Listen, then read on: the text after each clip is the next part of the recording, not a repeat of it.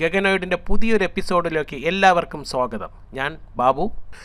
നമ്മളിന്ന് ഉണ്ടാക്കാൻ പോകുന്ന ഒരു ഇലക്ട്രിക് തെർമോക്കോൾ കട്ടറാണ്, അല്ലെങ്കിൽ സ്റ്റൈറോഫോം കട്ടർ എന്നൊക്കെ പറയാം.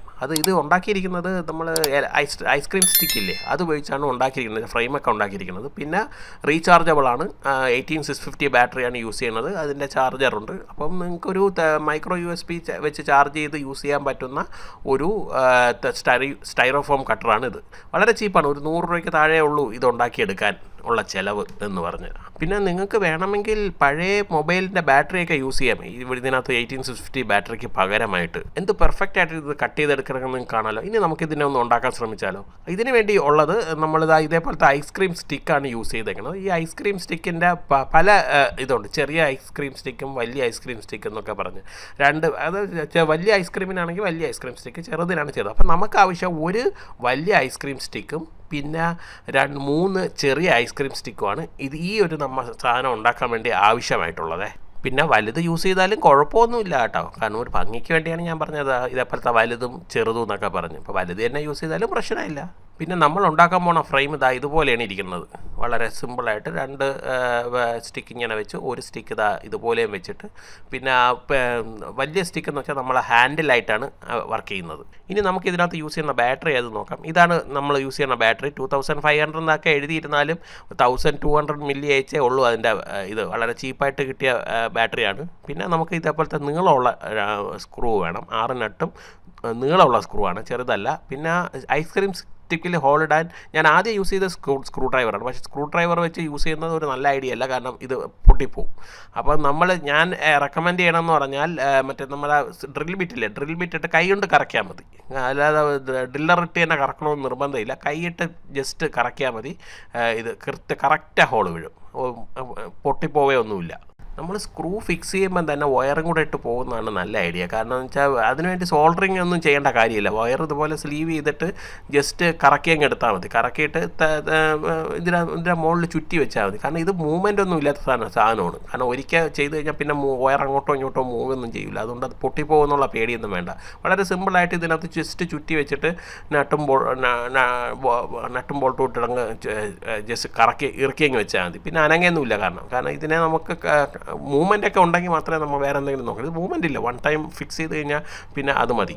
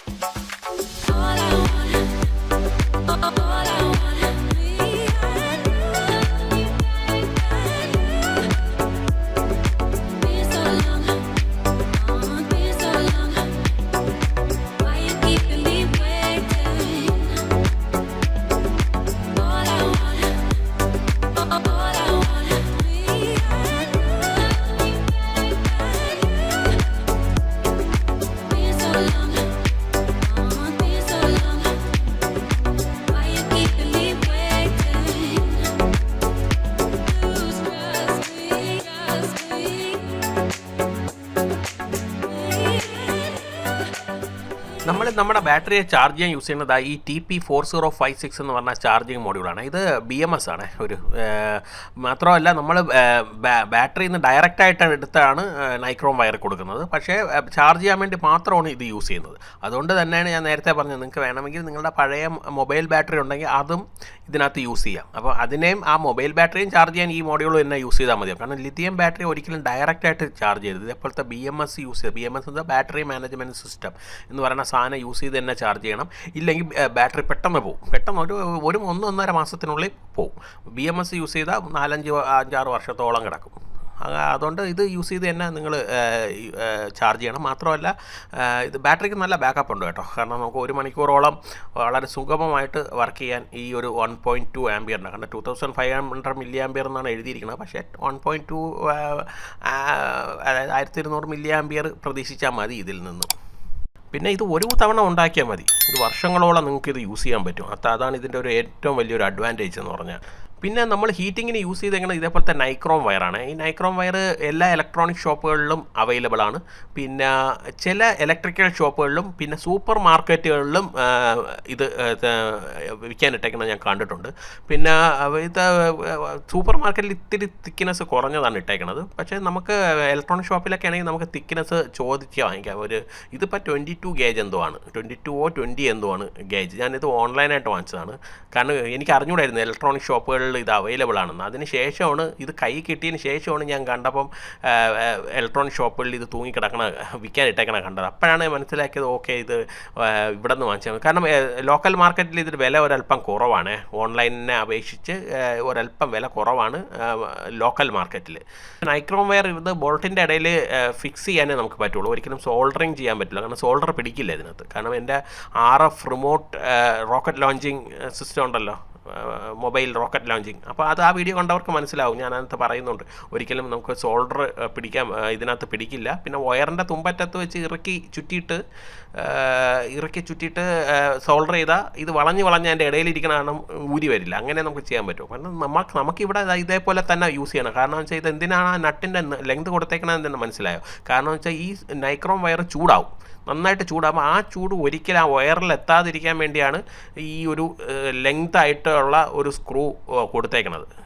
ഇല്ലെങ്കിലുള്ള ഇതെന്ന് പറഞ്ഞാൽ നൈക്രോമാൻ്റെ ചൂട് കംപ്ലീറ്റ് ഇതിനകത്തോട്ട് കിട്ടും. അപ്പോൾ അത് അവോയ്ഡ് ചെയ്യാൻ വേണ്ടിയിട്ടാണ് നമ്മൾ ഈ ലെങ്തിൽ ഇട്ടേക്കുന്നത്. അസംബ്ലിംഗ് എല്ലാം കഴിഞ്ഞു കേട്ടോ, അത് ഇത്രയേ ഉള്ളൂ സാധനം. പിന്നെ നമ്മൾ സ്വിച്ച് കണക്ട് ചെയ്തിട്ടുണ്ട്. സ്വിച്ച് ബാറ്ററിക്ക് ശേഷമാണ്, അതായത് നൈക്രോം വയറിന് പോകുന്നതിന് മുമ്പാണ് സ്വിച്ച് കണക്ട് ചെയ്തേക്കുന്നത്. നമുക്കിതൊന്ന് ടെസ്റ്റ് ചെയ്ത് നോക്കിയാലോ? വളരെ സിമ്പിൾ. സ്വിച്ച് ജസ്റ്റ് ഒന്ന് ഓൺ ചെയ്യുക, അപ്പം തന്നെ ചൂടാവും. ഒരു 1-2 സെക്കൻഡിനുള്ളിൽ തന്നെ ചൂടാവും. കണ്ടോ? അത് നോക്കിയോ, കണ്ടോ? വളരെ സിമ്പിളായിട്ട് കട്ടാവുന്നുണ്ടോ? ഞാൻ വീഡിയോയുടെ സ്പീഡൊന്നും കൂട്ടിയിട്ടില്ല കേട്ടോ, നോർമൽ സ്പീഡിൽ തന്നെയാണ് ഇത് ഓടുന്നത്. പിന്നെ ഇതിപ്പോൾ ഒട്ടിപ്പിടിച്ചതിന് കാരണം എന്തെന്ന് അറിയുമോ? ഞാനിത് കട്ട് ചെയ്ത് കഴിഞ്ഞിട്ട് കട്ടായ ഉടനെ ഞാൻ സ്വിച്ച് അങ്ങ് ഓഫ് ചെയ്തു. അപ്പോൾ എന്ത് പറ്റും? ഇത് നൈക്രോം വയറിൻ്റെ ചൂടങ്ങ് പോവുകയും ഇത് അതിനകത്ത് ഒട്ടിപ്പിടിക്കുകയും ചെയ്യും തെർമോക്കോൾ. അങ്ങനെയാണ്. അതുകൊണ്ട് നിങ്ങൾ എന്ത് ചെയ്യണമെന്ന് വെച്ചാൽ ഓൺ ചെയ്ത് തന്നെ വെച്ചേക്കണം. തെർമോക്കോളിൽ നിന്ന് കട്ട് ചെയ്ത് മുഴുവൻ എടുക്കുന്നത് വരെ ഇത് ഓൺ ചെയ്ത് തന്നെ വെച്ചേക്കണം. പിന്നെ ഞാൻ ഇത് കുറച്ചുകൂടെ ടെസ്റ്റ് ചെയ്ത് കാണിച്ചു തരാം കേട്ടോ. മാത്രമല്ല ഇത് ഈ വീഡിയോ നിങ്ങൾക്ക് ഇഷ്ടമായെങ്കിൽ ലൈക്ക് ചെയ്യാൻ മറക്കല്ലേ. പിന്നെ നിങ്ങളുടെ കൂട്ടുകാരിലേക്കും കൂടെ ഷെയർ ചെയ്യണം. കാരണം ഇത് എല്ലാവർക്കും ഉപയോഗപ്രദമായിട്ടുള്ള ഒരു വീഡിയോ ആണല്ലോ. മാത്രമല്ല സ്കൂളിൽ പോകുന്ന കുട്ടികളുടെ എല്ലാ അമ്മമാർക്ക് ഏറ്റവും അധികം ഉപയോഗപ്രദമായിട്ടുള്ള ഒരു സാധനമാണ് ഈ ഒരു ടൂൾ. കാരണം സ്കൂളിലുള്ള ടീച്ചേഴ്സ് പറയും ഇനി എൻ്റെ മോഡൽ ഉണ്ടായിക്കൊണ്ട് വരണം. അപ്പം ഞാനൊക്കെ നേരത്തെ ചെയ്തതെന്ന് വെച്ചാൽ ബ്ലേഡ് എന്ന് വെച്ചാൽ നൈഫ് വെച്ച് കട്ട് ചെയ്യുമ്പോൾ അത്രയും പൊടിയായിരുന്നു. പിന്നെ മെഴുതിരിയിൽ ചൂടാക്കിയിട്ട് കട്ട് ചെയ്യാൻ തുടങ്ങി. അപ്പം ഉള്ള പാടെന്ന് പറഞ്ഞാൽ മെഴുതിരി ചൂട് കുറയുമ്പോൾ പിന്നെ ഒട്ടിപ്പിടിക്കും. പിന്നെ അങ്ങനെയൊക്കെ വന്നപ്പോഴാണ് പിന്നെ ഇതുപോലൊരു ടൂൾ ഉണ്ടാക്കിയത്. അപ്പം അങ്ങനെയുള്ളവർക്ക് സ്കൂളിലെ ടീച്ചേഴ്സ് പറയും ഉണ്ടായിക്കൊണ്ട് വരാൻ, അവർക്ക് അതിൻ്റെ പാടറിഞ്ഞൂടല്ലോ. പക്ഷേ നമുക്കിത് ഈ ഒരു ടൂൾ ഭയങ്കര യൂസ്ഫുള്ളാണ്. അതിനുശേഷം ഒരുപാട് യൂസ് ചെയ്തു, എന്നിട്ടും ഒരു പ്രശ്നവും ഇല്ല. പിന്നെ ചാർജ് ചെയ്യണമെന്ന് മാത്രമേ ഉള്ളൂ. ഒരു 1-1.5 മണിക്കൂറോളം ഇത് നിൽക്കും.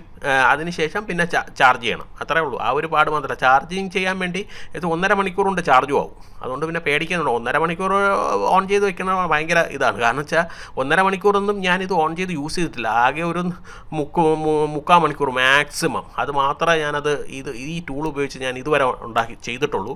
ഞാനല്ല, എൻ്റെ വൈഫ്. പിന്നെ നിങ്ങൾക്ക് ഈ വീഡിയോയെക്കുറിച്ച് എന്തെങ്കിലും സജഷൻസോ ഡൗട്ടോ എന്തെങ്കിലും ഉണ്ടെങ്കിൽ കമൻറ്റ് എഴുതി ചോദിക്കാൻ മടിക്കല്ലേ. കാരണം വെച്ചാൽ എൻ്റെ അറിവിൻ്റെ പരമാവധി വെച്ച് ഞാൻ ഉത്തരം നൽകാം. പിന്നെ ഇതിനകത്ത് യൂസ് ചെയ്തേക്കുന്ന സ്വിച്ച് എന്ന് വെച്ചാൽ ഓൺ ഓഫ് സ്വിച്ചാണ്. ഞാൻ ഒരിക്കലും റെക്കമെൻഡ് ചെയ്യുന്നില്ല ഒരു ഓൺ ഓഫ് സ്വിച്ച് ഇതിനകത്ത് യൂസ് ചെയ്യണമെന്ന്. ഒരു പുഷ് ടു ഓൺ സ്വിച്ചാണ് പെർഫെക്റ്റ്. കാരണം ഞാൻ പ്രസ് ചെയ്യുമ്പം ഓൺ ആവും, അതിനുശേഷം കൈ എടുക്കുമ്പോൾ അത് ഓഫ് ആവും. അതാണ് പെർഫെക്റ്റ്. കാരണം അതാണ് സെക്യൂർ എന്ന് എനിക്ക് തോന്നുന്നു. പക്ഷേ എനിക്ക് എൻ്റെ അബദ്ധത്തിൽ ഞാനിത് സ്വിച്ച് വെച്ചെന്നേ ഉള്ളൂ. എന്നാലും കുഴപ്പമില്ല. കാരണം ഒരു LED ഇൻഡിക്കേറ്റർ വെക്കേണ്ടത് അത്യാവശ്യമാണ്. പുഷ് ടു ഓൺ സ്വിച്ചാണ്, ഓൺ ഓഫ് സ്വിച്ചാണ് വെക്കുന്നതെങ്കിൽ ഒരു LED ഇൻഡിക്കേറ്റർ വേണം. അതിൻ്റെ ഒരു കുറവ് ഇതിനകത്ത് ഞാൻ കാണുന്നുണ്ട്. അതുകൊണ്ട് ഞാനൊരു LED ഇൻഡിക്കേറ്ററും കൂടെ ഇതിനകത്ത് ഫിക്സ് ചെയ്യാൻ നോക്കാം. പുഷ് ടു ഓൺ ആണെങ്കിൽ LED ഇൻഡിക്കേറ്ററിൻ്റെ ആവശ്യമില്ല. പിന്നെ ഇല്ലെങ്കിൽ ഇതിന് വേണം. അതിനുവേണ്ടി ഞാനൊരു 330 ഓമും ഒരു കുഞ്ഞ് LED 3mm LED ആണ് എടുത്തത്. അത് ജസ്റ്റ് സീരിയലായിട്ട് കണക്ട് ചെയ്തിട്ട് ഞാൻ ഫിക്സ് ചെയ്ത് വെച്ചിട്ടുണ്ട്. അപ്പം നമുക്ക് സ്വിച്ച് ഓൺ ആണോ ഇല്ലയോ എന്ന് അറിയാൻ പറ്റും. ഇല്ലെങ്കിലുള്ള കാര്യം ഒന്ന് ഓൺ ഓഫ് സ്വിച്ചാണ് യൂസ് ചെയ്യണമെങ്കിൽ ഇത് ഓൺ ചെയ്യും, നമ്മളിത് അറിയില്ല. കാരണം ഇത് ചുട്ട് പഴുത്തൊന്നും ഇരിക്കില്ല, ചെറിയ ചൂടേ കാണുള്ളൂ. കാരണം അത് തെർമോക്കോൾ കട്ട് ചെയ്യാനുള്ള ചൂട് മാത്രമേ കാണുള്ളൂ. ചുട്ട് പഴുത്ത് റെഡ് കളറൊന്നും ആവില്ല. അപ്പം നമ്മൾ അറിയില്ല.